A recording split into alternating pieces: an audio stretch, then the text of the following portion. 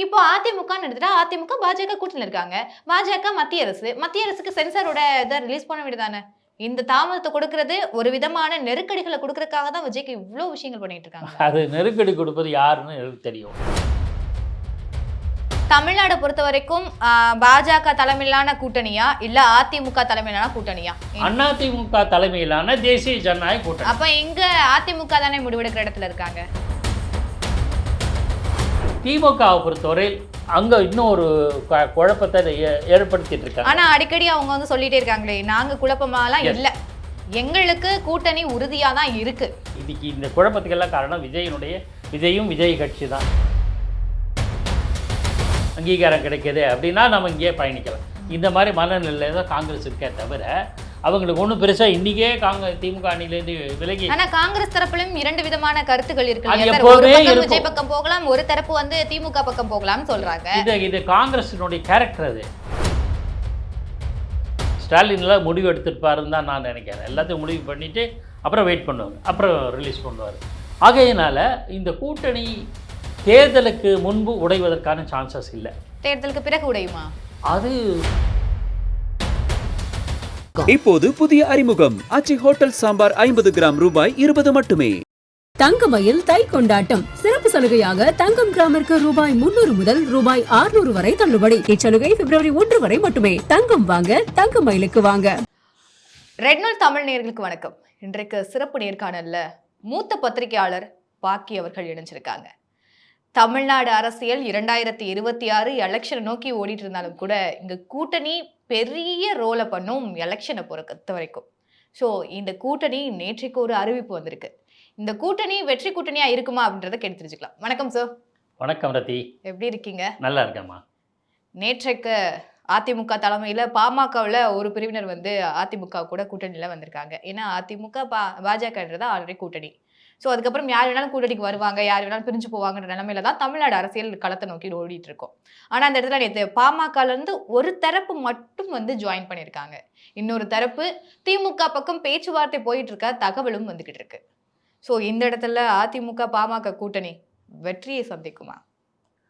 உடனே நீங்கள் வெற்றியை தருமான்னு கேட்டிங்கன்னா அதுக்கு உடனே பதில் சொல்ல முடியாது. நான் 3 மாதம் ட்ரெண்டுன்னு ஒன்று இருக்குது. எல்லாத்துக்குமே ஒரு ட்ரெண்டு, ஒரே மாதிரி ட்ரெண்டு போகும். கடைசி நிமிஷத்தில் எதுவும் மாறுதல், அதுக்கும் வாய்ப்பு இருக்குது. நம்ம தேர்தலை பொறுத்தவரையில் நான் பெரும்பாலும் ஜோசியம் சொல்கிறது விரும்புறதில்ல. ஏன்னா எல்லோரும் வந்து 126 இடங்களில் இந்த கட்சி ஜெயிக்கும், 136 அந்தெல்லாம் கதை வேண்டாம். நமக்கு ஆசையை போனால் சொல்லலாம். ஆனால் இருக்கிற டெவலப்மெண்ட் பார்த்திங்கன்னா நேற்றைய அதிமுக அணியில் அல்லது பாஜக தேசிய ஜனநாயக கூட்டணி அணியில், இன்னும் சொல்ல போனால் அதிமுக தலைமையிலான தேசிய ஜனநாயக கூட்டணியில் அன்புமணி தலைமையிலான பாமக வந்து சேர்ந்துருக்கு. அது வந்து நிச்சயமாக ஒரு மாரல் பூஸ் நிச்சயம் கிடைக்கும் அதிமுக. இது என்ன அப்படின்னு கேட்டிங்கன்னா, அன்புமணி அஃபிஷியலாக அங்கீகரிக்கப்பட்ட பாமக. அது சின்னமும் அவர்கிட்ட தான் இருக்குது, கட்சி அவர்கிட்ட தான் இருக்குது, கொடி அவர்கிட்ட தான் இருக்குது. அதிகாரபூர்வமாக இன்னும் வழக்கு இருக்குது, வழக்கில் எந்த எண்டு வரும் எல்லாத்துக்குமே அது இறுதி முடிவுன்னு இருக்குது. ஆனால் கிடைக்கிற அவகாசம், கிடைத்திருக்கிற கிவன் சிச்சுவேஷன் ஆங்கிலத்தில் சொல்கிற மாதிரி இருக்கிற நிலைமையில் அன்புமணி கட்சிக்கு சாலிடாக இருக்குது. எப்படி எடப்பாடி பழனிசாமி அவர் எதிர்த்து இன்னும் சின்ன வழக்கு இருக்குது, இரட்டை வழக்கு இருக்குது. ஓபிஎஸ் நான் தான் அதிமுக அல்ல, அவர் சொல்லலை. சசிகலா நான் தான் இன்னமும் அதிமுக பொதுச் செயலாளர்னு அந்த மாதிரி சொல்லிட்டு இருக்காங்க. நாங்கள் அதிமுக மீட்க போகிறோன்ட்டு ஓபிஎஸ் மாதிரி ஆட்கள் சொல்லிட்டு இருக்காங்க. ஆனாலும் கட்சியும் கட்டமைப்பும் யாரிடம் இருக்குது? எடப்பாடி பழனிசாமி கன்சாலிடேட் பண்ணிட்டார். அந்த மாற்று கருத்து கிடையாது. ஏனென்றால் ஒரு 4-5 தேர்தல்களில் இரட்டை இலை சின்னத்தில் தான் போட்டிக்கிட்டு அவரோட தலைமையிலான கட்சி வெற்றி பெற்றிருக்கு. கட்சி அலுவலகம் அவருக்கு எழுதார். ஸோ அது சாலிட். கிட்டத்தட்ட பாமகவை பொறுத்தவரை அன்புமணி சாலிடாக இருக்குது. ஆனால் கிராஸ் ரூட் லெவலில் ராமதாஸுக்கு இருக்கிற ஒரு தரப்பினர் பேசுகிறாங்க. இது ரெண்டுமே எப்போ நிரூபிக்கப்படும்னா, குக்கரில் வெந்த பிறகு தான் சாப்பாடு ஆகிடுச்சா இல்லையா தெரியும். அதை நம்ம வெயிட் பண்ணி தான் ஆகணும். அந்த மாதிரி தான் இப்போ குக்கரில் இருக்கு. இருந்தாலும் இது பருப்பு வேகம், அரிசி வேகம், உருளைக்கிழங்கு வேகம் அப்படிங்கிற மாதிரி இந்த பக்கம் இருக்குது அப்படிங்கிறது ஒன்று. அதனால் மாரல் பூஸ்ட்னு சொல்கிற ஒன்று. ரெண்டாவது, இது இந்த மாதிரியான அரசியல் நிகழ்வுகள் மற்ற கட்சிகளுக்கும் ஓரளவு தாக்கத்தை ஏற்படுத்தும் நான் யூகிக்கிறேன். எப்பவுமே மற்ற கட்சிகள்னா எந்தெந்த கட்சிகள்? தேமுதிக, தேமுதிகவில் இந்த குழப்பம் இல்லை. பாமகவில் அப்போ தந்தை மகன் தந்தை பிரச்சனை மகனுக்கான இருக்கு. பிரச்சனைகள் ஆனால் உட்கட்சி பூசல். தேமுதிகவில் ஒரே ஒரு எதிர்பார்ப்பு என்னன்னா, ஒரு ராஜ்யசபா சீட்டு வேணுங்கிறது தான் அவங்களுக்கு எதிர்பார்ப்பு. அந்த ஒரு ராஜ்யசபாவும் யாருக்கானது? விஜயகாந்தோட பையனுக்கானதா? இல்லை, அது டிஸ்பியூட், அது அவங்களுக்கு உண்டான தலைவலி. அது தம்பிக்கா மகனுக்கான்னு இப்போ அந்த கட்சியினுடைய பிரேமலதா அவர்கள் தான் முடிவு பிரேமலதா தான் முடிவு பண்ணணும். அது அவங்க தலைவலி. ஆனால் இந்த கட்சி யாருக்கு நெருக்கமாக வருவதற்கான சூழ்நிலை இருக்கு அப்படின்னு சொல்லிடுறேன். திமுகவை பொறுத்தவரையில் அங்கே இன்னும் ஒரு குழப்பத்தை ஏற்படுத்திட்டு இருக்காங்க. ஆனால் அடிக்கடி அவங்க வந்து சொல்லிட்டே இருக்காங்களே, நாங்கள் குழப்பமாலாம் இல்லை, எங்களுக்கு கூட்டணி உறுதியாக தான் இருக்கு, இது வந்து பூசலுக்காக இல்லை ஏதோ ஒரு ரூமரை கிளப்புறதுக்காக மட்டும்தான் பேசிட்டே இருக்காங்கன்னு சொல்லிக்கிட்டே இருக்காங்களே திமுக. கிரீஷ், அதாவது இதெல்லாம் பார்கெனிங் டாக்டிக்ஸ் தான் நான் ஃபீல் பண்ணுறேன். விஜய் வந்து இதுக்கு இந்த குழப்பத்துக்கெல்லாம் காரணம் விஜயும் விஜய் கட்சி தான். ஏன்னா அது அன்டெஸ்டட் பார்ட்டி அதுக்கு. அதனால தான் காங்கிரஸுக்கு ரெட்ட மனநிலை. இந்த தேர்தல் வரையில் பார்க்கலாம், தேர்தலுக்கு அப்புறம் திமுக நமக்கு உண்டான மரியாதை மதிப்பெல்லாம் கொடுத்தாங்கன்னா கண்டினியூ பண்ணுவோம். இல்லை நமக்கு சீட்டு குறைஞ்சி, அதாவது காங்கிரஸுக்கும் சீட்டு குறைஞ்சி தாவேக்காவுக்கும் ஒரு கணிசமான ஓட்டு வந்ததுன்னா நம்ம அந்த பக்கம் போயிடலாம். அப்படி இல்லை, திமுகவே மறுபடியும் ஆட்சேபிக்குது, திமுக நமக்கும் ஓரளவு அங்கீகாரம் கிடைக்கிது அப்படின்னா நம்ம இங்கேயே பயணிக்கலாம். இந்த மாதிரி மனநிலை தான் காங்கிரஸ் இருக்கே தவிர அவங்களுக்கு ஒன்றும் பெருசாக இன்றைக்கே திமுக அணிலேருந்து விலகி. ஆனால் காங்கிரஸ் தரப்புலையும் இரண்டு விதமான கருத்துக்கள் இருக்கு. விஜய் பக்கம் போகலாம், ஒரு தரப்பு வந்து திமுக பக்கம் போகலாம்னு சொல்கிறாங்க. இது காங்கிரஸினுடைய கேரக்டர். அது இப்போ நான் 30-40 ஆண்டுகளாக காங்கிரஸ் கட்சி எல்லா அரசியல் கட்சிகளும் கவனிச்சுட்டு வரேன். எப்போவுமே ரெண்டு பேரை வச்சுப்பாங்க, ஒருத்தர் எதிர்த்து பேசுறதுக்கும் ஒருத்தர் ஆதரிச்சு பேசுறதுக்கும். கடந்த காலங்களில் அப்படி திமுக கடுமையாக இவர் வாழப்பாடி சாடுவார், மூப்பனார் ஒன்றும் சொல்ல மாட்டார், திமுகவோட நட்புறவு பாராட்டுவார். அந்த மாதிரியான நிலைமை அந்த காலத்தில் இந்த ரெண்டு அணி எப்பவுமே இருந்துகிட்ருக்கோம். நேற்று பிரவீன் சக்கரவர்த்தி 2 நாளுக்கு முன்னாடி எல்லாமே ஆழம் பார்க்கறது தான். எல்லாருமே ஆட்சியில் அதிகாரம் நமக்கு யார் கம்ஃபர்டபுளாக இருப்பாங்கன்றது ஆழம் பார்க்கறதுக்காக தான் செய்வோம், இன்க்ளூடிங் திமுக. திமுக உள்பட எல்லாருமே ஆழம் பார்ப்பாங்க. ஆனால் கடைசியில் திமுக அணி பொறுத்த என்னுடைய தனிப்பட்ட யூகம், கடைசியில் இந்த கூட்டணியில் எந்த விதமான மாற்றம் வராது. காங்கிரஸ் விசிக எல்லாம் இருக்கும். ஸோ அவங்க இருக்கிற பட்சத்தில் இது திமுக எல்லா கட்சிகளுக்குமே இந்த மாதிரி நிலைமை தெரியும், யதார்த்தம் தெரியும். அப்படி இருக்கிற பட்சத்தில் தேமுதிக அங்கே போக முடியாது. ஏன் போக முடியாது? இடம் இருக்காது, ஏகப்பட்ட கட்சிகள் இருக்குல்ல. இந்திய கம்யூனிஸ்ட், மார்க்சிஸ்ட் கம்யூனிஸ்ட், விசிக, காங்கிரஸ், மதிமுக, அது தவிர சின்ன கட்சிகள், மனிதநேய மக்கள் கட்சி, அப்புறம் வேல்முருகன் சொன்னாரே தவிர இன்னும் அங்கே தான் இருக்கார். அப்புறம் வந்து ஜவஹர்லாலோட கட்சி, முஸ்லீம் லீக் ஒன்று இருக்காங்க, முஸ்லீம் இருக்குது, இவ்வளவு இருக்குது. எல்லாருக்கும் பகிர்ந்து தரும்போது கஷ்டம்தான். அதனால் ஸ்டாலின்லாம் முடிவு எடுத்துருப்பாருன்னு தான் நான் நினைக்கிறேன். எல்லாத்தையும் முடிவு பண்ணிவிட்டு அப்புறம் வெயிட் பண்ணுவாங்க, அப்புறம் ரிலீஸ் பண்ணுவார். அந்த மாதிரி தான் அவர் சார்ந்தவர்கள் முடிவு எடுத்திருக்காங்க. ஆகையினால் இந்த கூட்டணி தேர்தலுக்கு முன்பு உடைவதற்கான சான்சஸ் இல்லை. தேர்தலுக்கு பிறகு உடையுமா? அது வெற்றி தோல்வியை பொறுத்து. திமுக படுதோல்வி அடைஞ்சேன்னா எல்லா கட்சியும் ஏதாவது ஒரு காரணத்தை கண்டுபிடிச்சி சொல்லிட்டு வெளில வந்துடுவாங்க. நடந்திருக்கு, எல்லா காலத்திலையும் நடந்திருக்கு.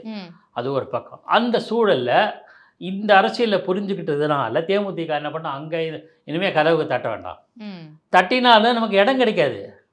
20 சீட்டு கொடுத்துருவாங்கள்ல தேமுதிக. அண்ணன் திமுக அணியில் கொடுத்த மற்றவங்களாம் என்ன சொல்லுவாங்க, இந்த கேள்விகள்லாம் இருக்குல்ல, நாங்கள் 10 ஆண்டுகளாக உங்களோடய பயணிச்சிருந்தோம், எங்களுக்கு இல்லை நேற்று வந்தவங்களுக்கு கொடுக்குறீங்கன்னு கேட்பாங்க இல்லையா? இவ்வளோ சிக்கல்கள் இருக்கும், ரிஸ்க் எடுக்க மாட்டாங்க, சும்மா ஒரு பிட்டு போட்டுக்கிட்டே இருப்பாங்க பார்கெயின் பண்ணுறதுக்கு. அப்போ அவங்க வேறு வழியே இல்லைன்னா, சென்ற முறை மக்களவைத் தேர்தலில் தேமுதிக எந்த கட்சியோட கூட்டணி இருந்தது? அதிமுக தான் இருந்தது. ஆக அதே சொல்லியே மறுபடியும் வருவாங்க, வரதுக்கான சான்சஸ் இருக்குது. இதே இப்போ ஒரு ஒரு அரசியல் நகர்வுகள் எந்த திசையில் போயிட்டுருக்கோ அதே கணிப்பில் சொல்கிறது. திடீர் மாற்றம்ங்கிறது சொல்ல முடியாது. திடீர் மாற்றம் எல்லா காலத்திலும் எப்போவுமே நடக்கும். ஆகையினால அதை வச்சு சொல்ல முடியும். ஆனால் இன்றைய அரசியல் சூழலை இதே போக்கு நீடிக்கிற பட்சத்தில் இப்படியாக மாறுவதற்கான வாய்ப்புகள் இருக்குது. இதை பாஜக மேலிடம் வலியுறுத்தும்னு நான் நினைக்கிறேன். ஓகே, பாஜக மேலிடம் வலியுறுத்துறது ஒரு பக்கம் இருந்தாலும் கூட இப்போ நம்ம அதிமுகன்னு எடுத்துக்கலாம். நீங்க சொல்ற போது இபிஎஸ் அவர்கள்ட்ட சின்னம் இருக்குன்னு சொல்றீங்க. ஆனா ஓபிஎஸ் அவர்கள் 4-5 முறை வந்து அமித்ஷா அவர்களை, உள்துறை அமைச்சர்களை சந்திக்கிறதுக்காக எங்கேயாவது டெல்லி பயணம் போறாரு. சசிகலா அவர்கள் நான் தான் அதிமுகன்னு சொல்லிட்டு இந்த பக்கம் நிற்கிறாங்க. டிடிவி தினகரன் அவர்கள் இந்த பக்கம் பிரிஞ்சு நிற்கிறாங்க. ஆனா இங்க உட்கட்சி பூசல்ன்றதே அதிமுகக்கு இன்னும் முடிவுக்கே வரல. ஒரு திருத்தம், இது உட்கட்சி பூசலே அல்ல. அதிமுகவிலிருந்து வெளியேற்றப்பட்ட டிடிவி தினகரன் தனி கட்சி தொடங்கிவிட்டார். அப்போ உட்கட்சி பூசல் இல்லை. திமுகவிலிருந்து ஓ பன்னீர்செல்வம் வெளியேற்றப்பட்டு விட்டார். அப்புறம் அவர் எது சொன்னாலும் அது எப்படி உட்கட்சி பூசல் ஆகட்டும். கட்சிக்குள்ளேயே இருந்து ஏதாவது மாற்றுக்குரலோ எதிர்ப்பு குரலோ பச்சையா சொல்வான கலக குரலோ எழுப்பி, அதுக்காக தான் ஒருத்தர் வந்து சொன்னாரு, கட்சியை ஒன்றிணைக்கிற வேலைகளை தான் பார்த்துறேன், 10 நாள் டைம் எடுத்துக்கிறாங்க அப்படின்ற மாதிரி சொன்னாங்க. செங்கோட்டையன் அவர்களை கட்சியை விட்டு நீக்கப்பட்டாங்க. கட்சியை விட்டு நீக்கிட்டாங்க. அந்த அதிகாரம் இருக்குன்னா துஷ்பிரயோகம் பண்ணிக்கிட்டே இருக்காரு யூபிஎஸ் அவர்கள். எப்படி? ஏன்னா செங்கோட்டையன் அவர்கள் கட்சி ஒன்றிணைன்னு சொல்றாரு. அவங்க எல்லாத்தையும் வந்து திமுகவை எதிர்க்கிறது தான் அவரோட நோக்கமா இருந்துச்சு. ஆனா இந்த இடத்துல செங்கோட்டையன் அவர்கள் இங்க நீக்கப்படுறதுக்கு அப்புறம் தாவேகாவுல போய் ஜாயின் பண்றாரு. நிச்சயமா அதல்ல இஷ்யூ, அதல்ல. எல்லாரும் ஒன்றிணையணும்னு ஓபிஎஸ் எல்லாரும் சொல்றாங்க. இபிஎஸ் தரப்புல கூட ஒரு சில பேர் நினைச்சிருக்காங்க. இதெல்லாமே எடப்பாடி பழனிசாமிக்கு தெரியாமல் இல்லை, தெரியும். எடப்பாடி பழனிசாமி கட்சியினோட பொதுச் செயலாளர் தனித்த பர்சனலாக மீட் பண்ணி 5 முன்னாள் அமைச்சர்கள் 6 முன்னாள் அமைச்சர்கள் எனக்கு செங்கோட்டையன் சேர்த்தீங்கன்னா இந்த 6 பேரும் தனிப்பட்ட முறையில் பேசியிருக்காங்க. கன்வின்ஸ் பண்ண முயற்சி பண்ணுங்க, பொதுச் செயலாளர் கன்வின்ஸ் ஆகலை. அப்போ அதோடு விட்டுறணும். தனிப்பட்ட முறையில் பேசினதை செங்கோட்டையன் மட்டும் பொது வெளியில் பேசினார். அது கட்சி மீறல். எந்த கட்சியினுடைய விதிகள் மீறல் தான். எந்த கட்சியாக இருந்தாலும், இது அதிமுக இல்லை, அது கட்சி மீறல். அதை ஒரு பொதுக்கூட்டம் மாதிரி போட்டு ஒரு ப்ரெஸ் கான்ஃபரன்ஸ் மாதிரி பண்ணி எவ்வளோ பலம் இருக்குன்னு அந்த இது அது எந்த கட்சியையும் அது இரிட்டேட் பண்ணும். எந்த கட்சியினோட தலைமையும் இரிட்டேட் பண்ணும். நானே அந்த கட்சி தலைவராக இருந்தால் என்ன இரிட்டேட் பண்ணும், கண்டிப்பாக பண்ணும். அப்போ என்ன பண்ணுவாங்க? இது கட்சி விதிமீறல் ஒன்று. இரண்டாவது, கட்சியிலிருந்து நீக்கப்பட்ட ஓ பன்னீர்செல்வம், கட்சியிலிருந்து நீக்கப்பட்ட டிடிவி தினகரன் ஆகியோருடன் சந்தித்து பேசுகிறார். அவங்க நம்ம நிலைமை வேற. பொதுவாக அதிமுக போன்ற கட்சிகள், பெரிய கட்சிகள் ஒருத்தர் வந்து கட்சி விட்டு நீக்கி கட்டம் கட்டி போடுறாங்களே, அதில் கடைசியாக ஒரு வரி உண்டு, அவரோடு கட்சியினர் எந்த விதமான தொடர்பும் வைத்துக் கொள்ளக்கூடாது. இது நடைமுறை, அவங்க நடைமுறை. அப்போ அதை வச்சுக்கிட்டாலே வந்து கட்சி விரோதமாக நினைக்கிறாங்க. கட்சியிலிருந்து நீக்கப்படாத நிலையில் செங்கோட்டையன், டிடிவி தினகரன், ஓ பன்னீர்செல்வம் போன்ற கட்சியில் விரோதத்தின் கட்சி கட்டுப்பாட்டை மீறி செயல்பட்டு வெளியேற்றப்பட்டவர்களோடு தொடர்பு வச்சதுனால அதுவும் விதிமீறல். அதனால நிற்கிறாங்க. சிம்பிள் லாஜிக் தான், ஒரு டெக்னிக்கலாக இல்லை. இதெல்லாம் எதிர்பார்த்து தான் செங்கோட்டையன் பண்ணியிருக்காரு. அவருக்கு அரசியல் தெரியும். அவர் என்ன 40 ஆண்டுகள் அரசியல் வாழ்ந்தவர், தெரிஞ்சுதான் இதை பண்ணார். செங்கோட்டையன் அவர்கள் அமித்ஷாவோட வலியுறுத்தலின்படி தான் தாவேகால போய் சேர்ந்தாரு அப்படின்ற ஒரு வாதமும் வந்துகிட்டே இருக்கு.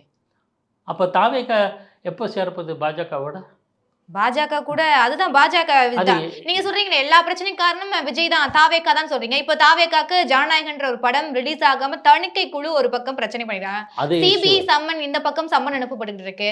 விஜய் அவர்கள் விஜய் அவர்கள இங்க அரசியல்ல புறம் தள்ளணும், இல்ல அவர் அடுத்த கட்டத்துக்கு வரக்கூடாதுன்ற விஷயங்களை இப்போ அதிமுக எடுத்துட்டா, அதிமுக பாஜக கூட்டணியில் இருக்காங்க. பாஜக மத்திய அரசுக்கு சென்சாரோட இதை ரிலீஸ் பண்ண வேண்டியதானே? இந்த தாமதத்தை கொடுக்கறது ஒரு விதமான நெருக்கடிகளை கொடுக்கறதுக்காக தான் விஜய்க்கு இவ்வளோ விஷயங்கள் பண்ணிட்டு இருக்காங்க. அது நெருக்கடி கொடுப்பது யாருன்னு எனக்கு தெரியும். சரி, நம்ம விஜயை பற்றி உங்கள் கேள்விகளுக்கு நான் பதில் வரேன். இதில் இவர் நீக்கப்பட்டவர் அதாவது செங்கோட்டையன் போன்றவர்கள் தாவேகாவில் இணைவதற்கு பாஜக காரணம்னு சொல்கிறீங்களே, அதுவே ஒரு லாஜிக் இல்லாத வாதம். மாறாக அவர்களெல்லாம் பாஜகவில் சேர்ந்தாலும் ஓகே, இதோ ரீசனபிள்னு சொல்லுவேன். இல்லை, நான் ஒரு செங்கோட்டையன் அண்ட் XYZ செங்கோட்டையன் சார்ந்தவர்களாம் பாஜகவில் சேர்ந்தா கூட சரி, ஏதோ லாஜிக் இருக்குது அப்படின்னு நான் எடுத்துக்கலாம். ஏன்னா பாஜக தானே விரும்புது. அப்போ அவர் கொங்கு பெட்ட ஸ்ட்ராங்கான ஆள், ரொம்ப சீசன்டு பாலிட்டிஷியன், ரொம்ப நாள் இருந்தவர், சீனியர் மோஸ்ட் ஆள், அவரை எடுத்துக்கலாம் அப்படின்னு பண்ணலாம். ஆனால் ஏன் மெனக்கட்டி தாவேகால சேர்க்குறாங்க, வேறு கட்சியில் சேர்க்காம? அது ஒரு பக்கம் இருக்கட்டும். தாவேகால சேர்க்க வேண்டியது என்ன அவசியம் என்ன இல்லை. அவருக்கு செங்கோட்டையனுக்கு ஒரு பிளாட்ஃபார்ம் தேவை இருந்தது. அதுதான் இத்தனைக்கும் இந்த பிரச்சனைகள்லாம் ஆரம்பித்த காலத்துலேருந்து செங்கோட்டையன் அடிக்கடி டெல்லிக்கு தான் போனார். டெல்லி தலைவர் பாஜக தலைவர்கள் தான் சந்தித்தார். தாவேகா சந்திக்கலை. நமக்கு ஒரு பிளாட்ஃபார்ம் தேவை, அது ஒன்று சேர்ந்தது. ரெண்டாவது பாஜகவும் நம்மளுடைய இதுக்கு ஒத்து வர மாட்டாங்க. அதாவது என்ன, எல்லா அதிமுகவும் ஒன்றா சேரணும் என்கிற நம்ம பார்வை இருக்குல்ல, அதாவது ஓ பன்னீர்செல்வத்தினோட பார்வை, சசிகலாவோட பார்வை, டிடிவி தினகரனோட பார்வை, இந்த இவர்களுடைய பார்வைக்கு உகந்து பிஜேபி நமக்கு சப்போர்ட் பண்ணணும்னு சப்போர்ட் பண்ணாதே, இனிமேல் பண்ணாதே அப்படின்னு புரிஞ்சுக்கிட்டாங்க. தப்பு பண்ண முடியாது. அது ஏன் அதை தான் தெளிவுபடுத்துகிறார் அமித்ஷா. உட்கட்சி விவகாரத்தால் நேத்து தமிழிசை சவுந்தரராஜன் சொல்லும் போது அமித்ஷா அவர்களின் வழிகாட்டுதலின்படி இங்க கூட்டணி அமைஞ்சுக்கிட்டு இருக்கு அப்படின்ற ஒரு விஷயத்தையும் சொல்றாங்க. ஆமா, கூட்டணி அதிமுக பாஜக பாமக கூட்டணி, அது அமித்ஷா விருப்பம் தானே. அவர் என்ன எதிர்பார்க்காரு, நம்ம கூட்டணி மீண்டும் ரிவைவ் பண்ணியாச்சு, பழைய ஆட்கள்லாம் வரணுமே, பழைய ஃப்ரெண்ட்ஸ் எல்லாம் வரணுமே, அவ்வளோதான். ஓகே, அப்போ நீங்கள் ஓபிஎஸ் ஏன் வரல, டிடிவி கேட்க, அது அவங்க முடிவு எடுக்கணும். அது அவங்களும் பாஜகவும் உள்ள சேர்த்துக்கிற இடத்துல இபிஎஸ் அவர்கள் இருக்காரான்னு கேட்ட கேள்விக்குறி தானே. இல்லை, அவர் கேட்ட கேள்வியையும் பதிலையும் பொருத்தி பார்க்கணும். நீங்கள் மீண்டும் சேர்த்துப்பீங்கன்னு தான் நிருபர்கள் கேட்குறாங்க. அதில் ஒரு ட்விஸ்டோடு தான் நீங்கள் நிருபர் கேட்டதெல்லாம் நானும் ஒரு 2-3 ஆண்டுகளாக தொடர்ந்து காணொலியெல்லாம் பார்த்துட்ருக்கேன். இபிஎஸ்ஸை சேர்த்துப்பீங்களா, என்ன அதில் இருக்குது, இபிஎஸ்ஐ சாரி ஓ பன்னீர்செல்வத்தை சேர்த்துப்பீங்களான்னு கேட்குறாங்க. ஓ பன்னீர்செல்வத்திலே கட்சியில் சேர்த்துப்பீர்களான்னா எடப்பாடி தெளிவாக சொல்லிட்டு, நாங்கள் நீக்கிட்டோம், கட்சிக்கு விரோத செயலில் ஈடுபட்டார், சேர்க்குற பிரச்சனையே இல்லை, சசிகலாவை சேர்த்துக்க மாட்டோம் கட்சியில், டிடிவி தனி கட்சி ஆரம்பிச்சிட்டார், தேவையில்லை, தெளிவாக இருக்கார். ஆனால் கூட்டணியை பற்றி யாராவது கேட்டாங்களே, இன்று வரையில் தேசிய ஜனநாயக கூட்டணியில் இதை கேட்குறவங்க அமித்ஷா கிட்ட கேட்க மாட்டேன்றாங்க. அமித்ஷா கிட்ட கேட்ட போது அவர் சொன்னார் ஓபிஎஸ்ஐ சேர்த்துப்பீங்களா. தமிழ்நாடு பொறுத்த வரைக்கும் பாஜக தலைமையிலான கூட்டணியா இல்ல அதிமுக தலைமையிலான கூட்டணியா? அதிமுக தலைமையிலான தேசிய ஜனநாயக கூட்டணி. அப்ப எங்க அதிமுக தானே முடிவெடுக்கிற இடத்துல இருக்காங்க. ஆமா, அதுதானே. இட் இஸ் கிளியர்ல, இட் இஸ் ஆப்வியஸ். எனக்கு ஒன்றும் ஏன்னா மேஜர் பார்ட்னர் அவங்க தானே, அதிகமான நீண்ட காலம் ஆட்சி செய்தவர்கள், அதிகமான இடங்களை பெற்றவர்கள். கடந்த சட்டப்பேரவை தேர்தலையே அதிகமான இடங்களை போட்டியிட்டது யார், அதிமுக பாஜகவா? இத்தனைக்கும் அப்போது இருந்த பாஜக தலைவர்கள்லாம் என்ன சொன்னாங்க, 60 இடங்களை போட்டியிட போடுறேன்னாங்க. எடப்பாடி ரியாக்ட் பண்ணலை. நாங்கள் சொல்கிறவர் தான் முதலமைச்சராக வருவாருன்னு சொன்னாங்க 2021. ஒன்றும் ரியாக்ட் பண்ணலை. இல்லை, அமித்ஷாவே சொன்னார். அப்போது ஓபிஎஸ் இவங்க பக்கம் இருந்தாங்க, சசிகலா டிடிவி இதுங்களை சேர்த்துக்கணும் அப்படின்னு சொன்னார். எடப்பாடி ஒத்துக்கலை. ஸோ அதை கிளியராக இருந்தார், இவங்களெல்லாம் சேர்த்துக்க மாட்டோம். ஒன்று, அதிகமான இடங்கள் நீங்கள் கேட்குற இடங்கள்லாம் தர மாட்டோம். 2024 அவங்க கூட கூட்டணியில் இல்லாமல் தானே நின்றாங்க. அதுவும் இவங்க எடுத்த முடிவு தானே, எடப்பாடி எடுத்த முடிவு தானே. நான் உங்களோட கூட்டணி இருக்குமா, அது நான் முடிவு பண்ணுவேன். உங்களோட கூட்டணியில் இருந்தால் நான் என்ன முடிவு பண்ணுறேன்னு அதுதான். யார் முதலமைச்சர் வேட்பாளர், எடப்பாடி தான் அப்படிங்கிறது தெளிவு. ஸோ அவருடைய ஸ்டாண்ட் தெளிவாக இருக்குது, இதுதான் அப்படின்னு. அனாவசியமாக ஆர்ப்பாட்டம் பண்ணல. இவங்க பேசிப்பாங்க, நாங்கள் 100 இடங்கள் கேட்போம் கூட பிஜேபி பேசுவாங்க. தர்றது யார், அவர் தானே. தருகிற நிலையில் யார் இருக்கிறார், வாங்குகிற நிலையில் யார் இருக்காங்க, ஃபினிஷ். இப்போ தமிழ்நாடு பொறுத்த வரைக்கும் ஒரு 4 முனை போட்டி அடுத்தடுத்து ஆரம்பிக்க போகுது. ஏன்னா 4 முனை போட்டி இங்க ஸ்டார்ட் பண்ண ஆரம்பிச்சிட்டாங்க. நாதாக யாரு கூட கூட்டணி இல்லாம தனியா அவங்க ஒரு பெரும்பான்மையான இல்ல ஒரு 8% வாக்குகளை அவங்க வச்சுக்கிட்டே இருக்காங்க. அதிமுக இப்போ கூட்டணியில 2-3 கட்சிகள் இணைய ஆரம்பிக்கிறாங்க. நீங்க சொல்றபடி இவங்கெல்லாம் கூட்டணிக்கு வருவாங்கன்ற கேள்வி இன்னும் யாருக்கிட்ட இருந்தும் எழலன்னு சொல்றீங்க. ஒருவேளை கூட்டணிக்கு இந்த கட்சிகள்லாம் வந்தா இபிஎஸ் அவர்கள், அதாவது ஓபிஎஸ் அவர்களுடைய கட்சியிலிருந்து கூட்டணிக்கு, டிடிவி இருந்து கூட்டணிக்கு வந்தா தலைமை என்ன முடிவெடுப்பாங்க? அது அவங்களுடைய நிலைப்பாடு, அவங்க என்ன ஸ்டாண்ட் எடுக்கிறாங்கன்னு. நீங்கள் கூட்டணியை வச்சுக்கிதான் வச்சுக்கணும். என்னுடைய பார்வை சொல்லுது, என்னுடைய யூகத்தை மட்டும் சொல்லுது. கடந்த பல ஆண்டுகளாக அரசியல் களத்தில் இந்த மாதிரி நிகழ்வுகள் நடந்திருக்கு. என்னன்னா, என்ன பண்ணுவாங்க, அதிமுக பாஜகவுக்கு நீங்கள் கேட்குற இடமா எவ்வளோவா, பாஜகவுக்கு இவ்வளோ இடமா, சரி இன்னும் சில பேர் சேர்த்துக்கணும், நீங்கள் இன்சிஸ்ட் பண்ணுறீங்க, விரும்புகிறீங்க, அதை வலியுறுத்துறீங்கன்னு வச்சுக்கோங்க. இதுவரையும் செய்யலை, அதையும் கவனிச்சுக்கணும், அதை மனசில் நினச்சிக்கணும் நம்ம. சரி, ஒருவேளை அந்த மாதிரி சூழல் வந்துச்சுன்னா உங்களுக்கு வேணால் மேலே 5 சீட்டு பிஜேபின்னு கொடுத்துட்றேன், தாமரைக்கு கொடுத்துட்றேன், நீங்கள் ஷேர் பண்ணிக்கோங்க, நாங்கள் அதில் வரமாட்டோம். இது மாதிரி நடந்திருக்கானா அப்போ கடந்த காலங்களில் இல்லை, நடந்திருக்கு. மறுமலர்ச்சி திமுக 1998 பாஜக கூட்டணியில் இடம்பெற்ற போது மறுமலர்ச்சி திமுக சொன்ன, அதாவது வைகோ ஸ்டேட்மெண்ட் என்ன, நாங்கள் அதிமுகவோட கூட்டணி வைத்திருக்கோம், ம். அதிமுக பாஜகவோட கூட்டணி வைத்திருக்கு, அதுக்கு எங்களுக்கு சம்மந்தம் இல்லை. இந்த மாதிரி ஒரு டிஸ்டன்ஸ் பண்ணிக்கிற ஓகே. அணுகுமுறையை பாமக செய்திருக்கிறது, மதிமுக செய்திருக்கிறது, 99ல் திமுகவும் செய்திருக்கிறது. அப்போ கலைஞர் கருணாநிதி ஸ்டேட்மெண்ட் யாருக்கும் நினைவு இருக்காது, ம். நான் சொல்கிறேன். ஏன்னா அப்போ கடத்த ரிப்போர்ட்டரை கவனிச்சு நான் சொன்னேன், தேசிய ஜனநாயக கூட்டணி என்ற அமைப்பில் ம். திமுக பாஜக இடம் பெற்றிருக்குது, திமுகவும் இடம் பெற்றிருக்கிறது அப்படிங்கிற அவ்வளவுதான். எவ்வளவு இதை நீங்கள் டிஸ்பியூட் பண்ணவே முடியாது. கலைஞர் மாதிரி ஒரு அற்புதமான சிந்தனைவாதி கிடையாது, ஆ. ஆனால் அது யதார்த்தமா இல்லையா? ம். யதார்த்தம். ஆனால் யார் leader of the party national லெவலில்? பிஜேபி. வாஜ்பாய் தான். ம். அதுக்கு பிறகு வாஜ்பாயை பற்றி அவர் சொன்ன விஷயங்கள், தனிப்பட்ட முறையில் அவர் எப்படிப்பட்டவரில் சொன்னதெல்லாம் ம். அவருடைய கூட்டணி சேர்வதற்கு எவ்வளோ அழகாக கொண்டு போய் சேருது. இது மாதிரி சந்தர்ப்பங்கள் நிகழும். ஓகே. அது அதிமுக அரசியல் கடத்த ஊறி போனவங்க என்ன பண்ணாங்க, நீங்கள் வந்து இவ்வளோ சீட்டு உங்கள் ஆளுங்க யார் கேட்குறாங்களோ கொடுத்துருங்க, ம். நீங்கள் உங்களுக்கு இடம் நீங்கள் டிசைட் பண்ணிக்கோங்க அப்படின்வாங்க. அப்போது என்ன ஆகும்? இதெல்லாம் என்னுடைய யூகம், ம். இதெல்லாம் அரசியலில் சாதாரணமாக நிகழக்கூடிய யதார்த்தமான களம் விஷயம். அதனால் அது அப்போ என்ன பண்ணுவாங்க, பாஜக ஓபிஎஸ் உனக்கு இந்த 2 சீட், அமமுக உனக்கு இந்த இத்தனை சீட், 2 3 1 என்று கொடுத்து அவங்களை இவங்களுடைய தாமரை சின்னத்தில் போட்டியிட செய்வார்கள் நிச்சயமாக. ஏன்னா மக்களவைத் தேர்தலில் பலாப்பழத்தில் தான் போட்டிட்டார் யார், ஓபிஎஸ் அவர்கள். என்ன ஒரு இதுனா அவங்களுக்கு அதிமுக பிரச்சாரம் செய்யுமானா செய்யாது. ம். இதுவும் கடந்த காலங்கள் நடந்திருக்கு. ஒரு கட்சிக்கு இன்னொரு கட்சி ஓகே. பிரச்சாரம். ஜெயலலிதா காங்கிரஸோடு கூட்டணி இருந்த காலத்தில் ஜெயலலிதா காங்கிரஸுக்கு ஆதரவாக அதிமுக பிரச்சாரம் செய்ததில்லை, ம். அவங்கள தான் பண்ணியிருக்காங்க 2001. ஆனால் அவங்களுக்கு கணிசமான இடங்கள் வருது. அதே மாதிரி இவங்க என்ன பண்ணுவாங்க, நான் பிரச்சாரம் பண்ணல, பிஜேபி பிரச்சாரம் பண்ணிக்கோ, என்ன வேணும் பண்ணிக்கோ, வந்தால் சந்தோஷம் தான்.